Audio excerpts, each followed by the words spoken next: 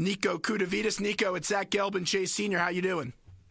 I'm doing good. Good to hear from you guys, and glad to be on the show. Well, thank you for coming on. And last night, the Denver Broncos offense came in, one of the most prolific passing offenses of all time, and they didn't even get off the bus and show up to that game. Seattle's defense was absolutely remarkable in the game last night, Super Bowl 48 at MetLife Stadium. What impressed you the most about Seattle's D? Well, I guess we could start off with the secondary. Denver obviously was known for its passing, and not only, passing and catching, but their yards after catch was supposedly the best in I guess a pretty long period of time that the NFL has seen. And last night, you could just see how relentless Seattle's defense is, and basically, I don't even know if they had a plus on the yak yardage after they caught the ball. I mean, as soon as they caught it, if they caught it, one of the defenders was there, whether it was, Sherman or Chancellor or Thomas. I mean, it just was. At one point, it was you kind of felt a little sorry for Denver because they couldn't do anything.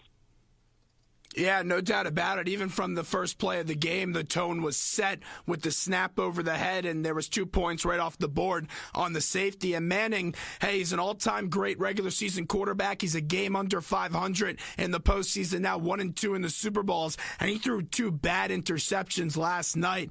What went wrong on the field with Peyton Manning last night? Because all year long, he had one of the best regular season quarterbacks statistically that a quarterback's had in the league, and he just did not have it last night. Seattle really did dominate the game on all sides of the ball.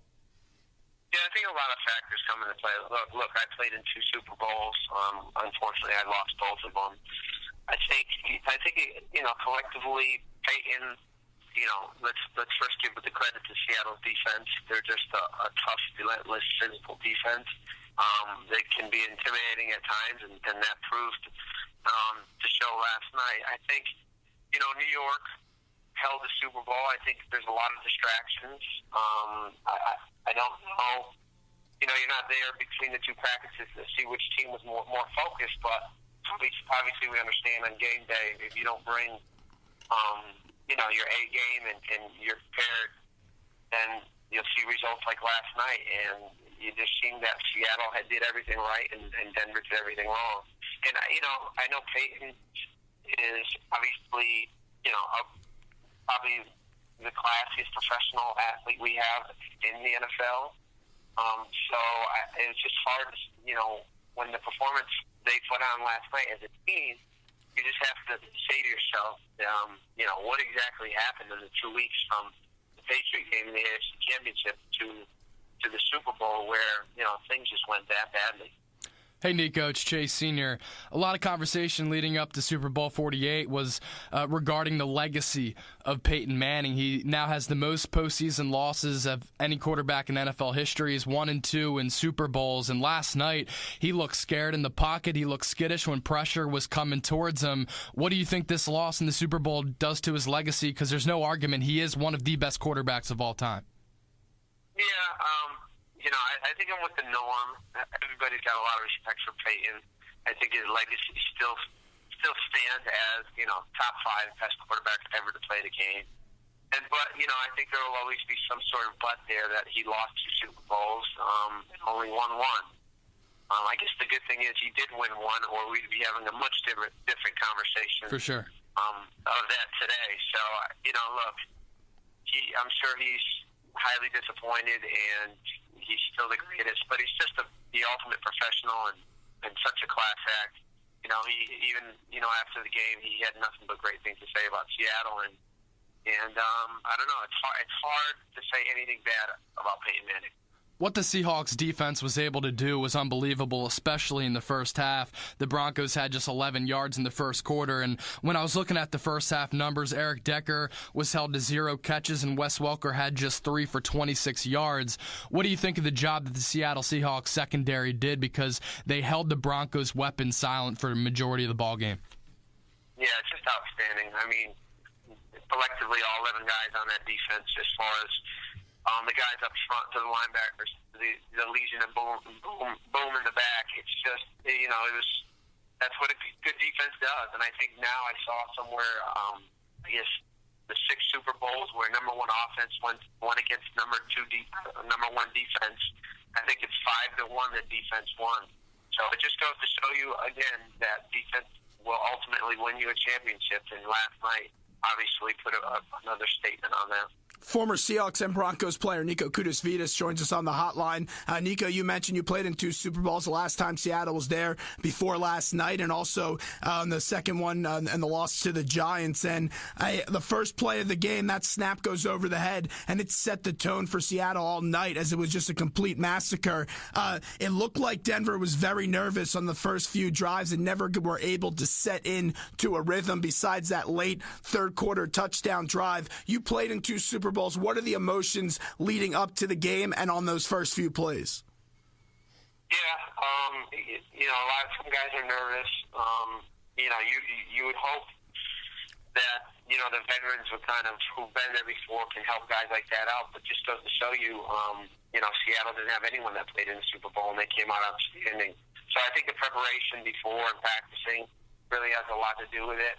As soon as I saw that ball go over Peyton's head and it was a safety, the first thing I thought of was, when we were with the Patriots and we got our safety against the Giants when they called intentional grounding against Brady in the end zone. So it kind of brought back some memories of that. And as soon as that happened, what I said came out of my mouth with the people I was watching the game is you can't make mistakes in the biggest game of the year. It's just you're not going to put yourself in a hole, and it's that much harder to get out of it. And they couldn't even come close to digging out of the hole they set themselves up for. Hey, I was in New York since Wednesday night. I was at the game, sitting in the crowd, and the Seahawks fans were absolutely rocking. I know I may take some heat for this in Philadelphia, but I really believe that the Seattle Seahawks may be the best fan base in all of the NFL, and they traveled in masses last night. They were there all night long. They were loud at 3:30 p.m. Eastern Time, 3 hours before kickoff. You played in Seattle. How great is the 12th man? Oh, they're the best in the business. I mean, look, the confidence we used to have at home when we played in that stadium with the 12th man, it's unbelievable. And, anyone that came to us in the playoffs, obviously the magnitude of the game, but not only for the fans rises, look, Seattle is an awesome city. They got awesome fans. They have an awesome stadium. They got an awesome owner. Everything about that organization is top notch.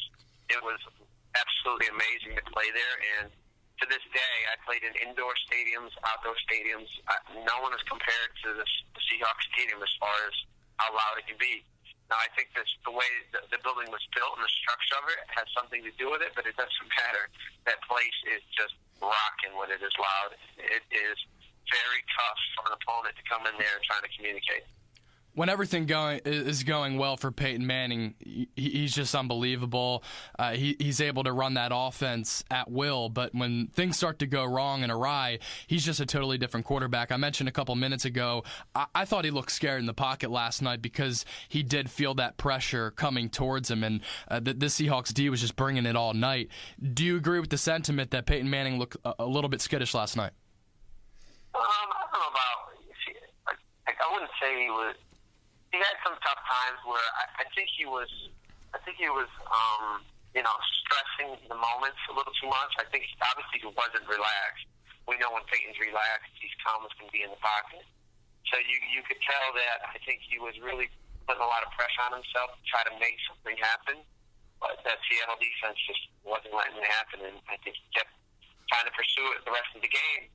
It's just, the more you stress and put pressure on yourself, I think, the tougher it's going to be out there for you. A few more questions with Niko Koutouvides as he joins us on the hotline. And Niko, you were a big-time special teams player with the New England Patriots. Also got some burn at linebacker. And Percy Harvin hasn't been on the field a whole lot this year, but he made an enormous impact on the game last night. Break down that return for me coming out of the half, because I thought right there the game was already a 22-point lead, but it was over right when Harvin took it to the house. Yeah, absolutely. I had a coach of mine in Tampa Bay. His name is Rich Bisaccia. He was a special teams coach. He said no matter what, the most important play of the game is the first play in the second half. It sets the tone for how the game will be finished, and he's 100% right.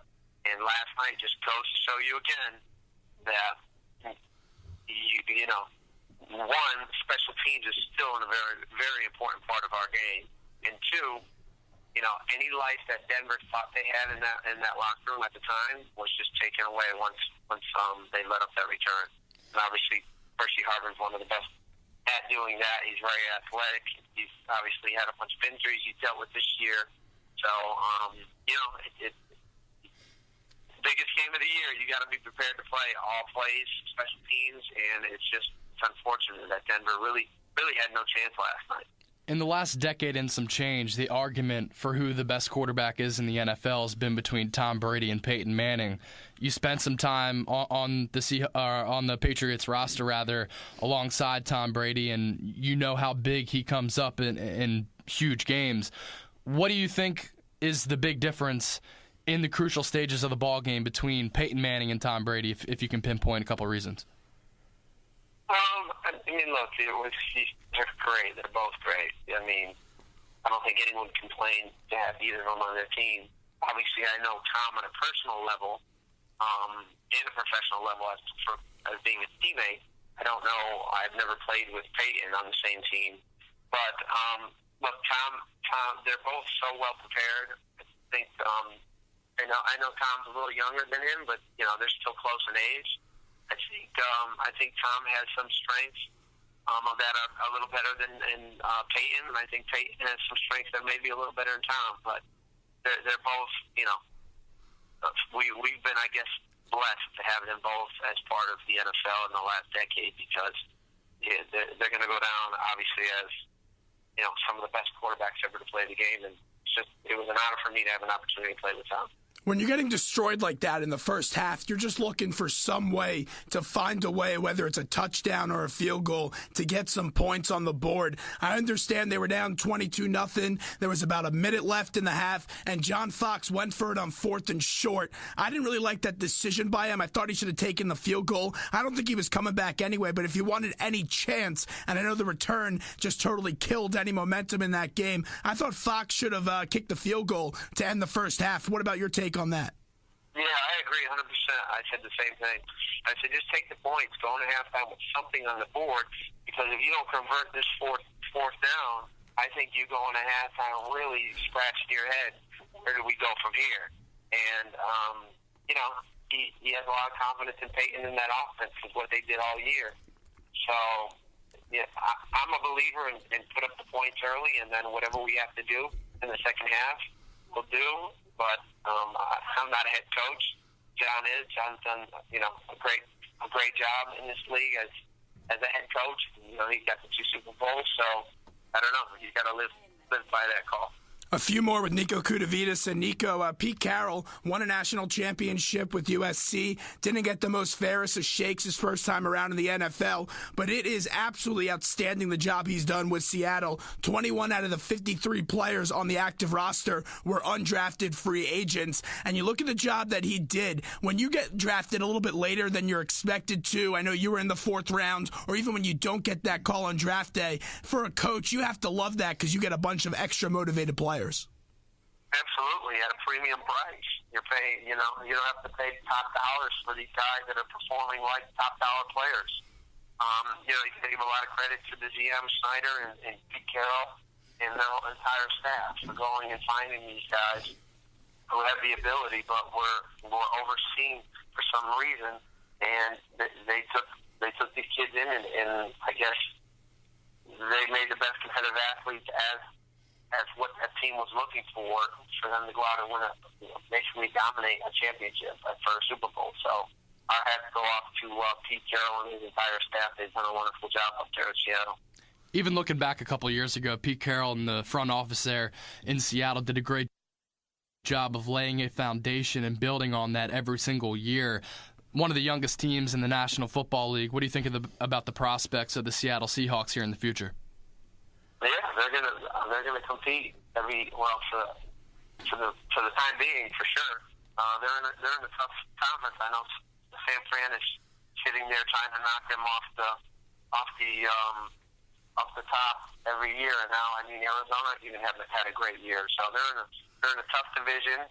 But, if that defense continues to play the way they're playing, and Marshawn Lynch runs the ball the way he does, and Russell doesn't turn the ball over, then they're going to be very tough to beat. On the way out here, you were in New York earlier in the week. I know you didn't stick around for the game, but how'd you like the concept of a cold weather Super Bowl? And you think we could see maybe some more cold weather Super Bowls in the future? Because the NFL really looked out, because I took my train back early 7 a.m. this morning, and I barely got any sleep. And I'll tell you, there was so much snow in New York. It really is crazy how the NFL always wins these situations. Look, the NFL is the luckiest organization I've ever been a part of. I said this when they called the game in New York. I said, you know what? Watch it be 60 degrees and sunny for the NFL on Sunday. And look, what was it, 50 degrees. They always, I guess, I don't know. They just always seem to pull it off somehow, some way. And they did it again. I love the concept of having, the Super Bowl in New York, because I live in Connecticut, so it was a close drive for me anyhow, and I think it gives everybody an opportunity to have some sort of fun, because there's so many different restaurants and places and bars and whatever, nightclubs and events that everybody can participate in. Because when it is in a smaller city, you have your few areas where everybody's trying to get into, and then half the people can't even get in. Whereas in New York, if you couldn't get in anywhere, you just walk another block and you're at a place. So I thought it was a great concept. Obviously, they lucked out with the weather, so now the NFL looks like the champion once again. You played for both teams. Did you have a rooting interest in the game last night? Who were you pulling for? I've stayed my longest tenure for the two organizations in Seattle.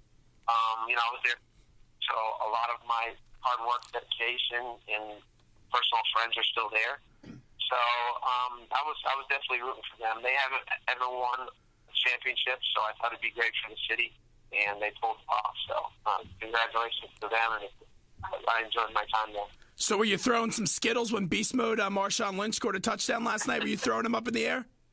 No, because then my kids probably wouldn't sleep from eating them all night. Well, Niko, we appreciate a few minutes. It's great to catch up with you.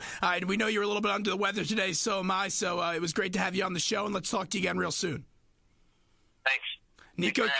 Niko Koutouvides right there, former NFL player, played with the Seattle Seahawks in their last Super Bowl, also got to a Super Bowl with the New England Patriots. We'll take a quick break, 12 minutes left in the show, and we'll be back right after these short messages.